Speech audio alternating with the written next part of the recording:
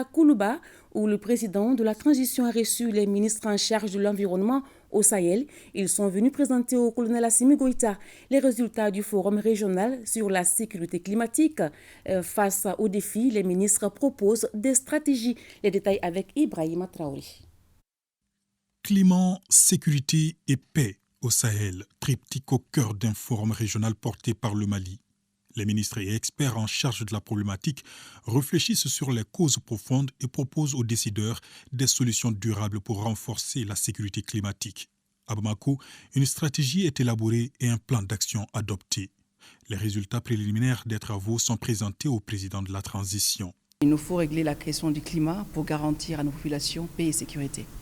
Et le Mali, en tant que pays leader de cette problématique, nous a permis aujourd'hui de nous rencontrer ici à Bamako pour nous mettre autour de la table et trouver non seulement les stratégies, mais également les plans d'action.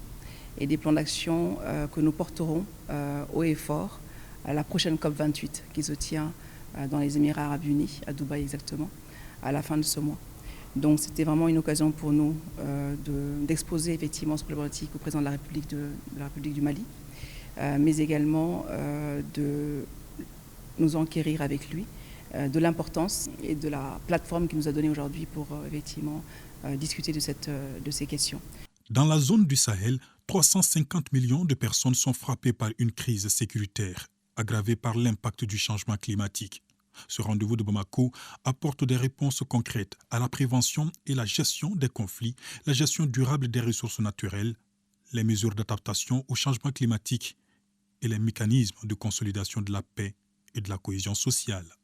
Le changement climatique crée des situations de déplacement des populations et ce qui crée des risques de conflits potentiels entre éleveurs, agriculteurs et éleveurs-agriculteurs.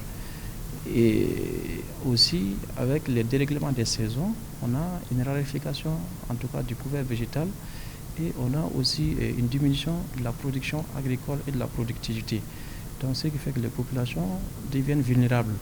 Et quand elles sont vulnérables, elles sont exposées, en tout cas, aux appels de tous les groupes, en tout cas, malfaiteurs, terroristes et autres, et qui profitent de cette situation pour embarquer les populations en tout cas, sur d'autres voies néfastes pour le pays. Nous avons vu aussi que le président de la transition est un fin connaisseur de ces problématiques-là, ayant servi, en tout cas, sous le terrain, en tout cas sur le terrain des opérations, dans ces zones-là.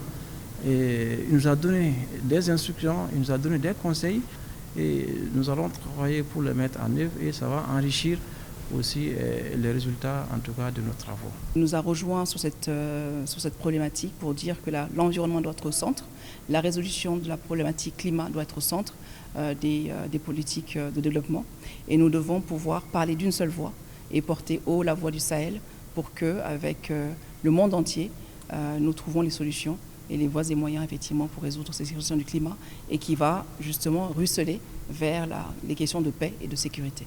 Côté financement, 14 milliards de francs CFA sont déjà mobilisés pour gérer la problématique dans la région du Sahel et du Liptako-Gourma.